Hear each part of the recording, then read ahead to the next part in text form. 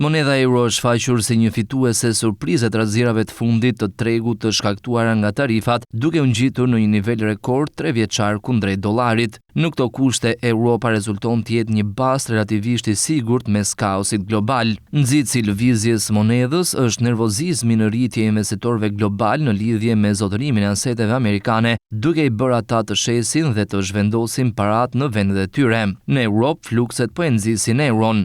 Nëse qeveria amerikane shkakton rënien e aksioneve dhe zvoglon fitimet e kompanive amerikane, duhet pyesim veten nëse pjesa tjetër e botës ende dëshiron të vendosë të gjitha paratë në obligacione ose aksione amerikane, shprehen analistët. Euro është rritur me më shumë se 5% kundrejt dollarit që nga 1 prilli, një ditë para se presidenti i Shteteve të Bashkuara Donald Trump të prezantonte tarifa të reja bazë prej 10% për të gjitha ekonomitë dhe të vendoste detyrime që arrinin në 20% për Bashkimin Evropian. Vendimi i Trump për të pezulluar taksat më të larta për 19 ditë nxiti rritjen më të madhe ditore të euros që nga viti 2015. Deri të premten ajo kishte arritur një nivel rekord 3 vjeçar mbi 1.14 dollar, duke u bazuar në rritjen që kishte filluar javë më parë kur Gjermania njoftoi një plan masiv shpenzimesh. Ndërsa ekspertët në rajon po e ngren lart monedhën e tyre si një lojtar kyç global, kjo mund të dëmtojë eksportuesit evropian, të cilët kanë përfituar nga një euro me lirë gjatë ngadalësimeve ekonomike botërore.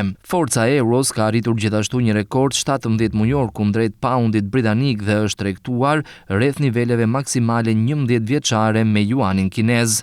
Monedhat më të sigurta si jeni japonez dhe franga zvicerane janë forcuar po ashtu, por ndryshe nga ato, euro normalisht dobësohet kundrejt dollarit në kohë krizash. Për më tepër në fillim të vitit monedha europiane po tregtohej në rreth 1.03 dollar, ndërsa analistët prisnin që ajo të binte në 1 dollar nëse do të vendoseshin tarifat. Këto parashikime tani po rivlerësohen në mënyrë dramatike.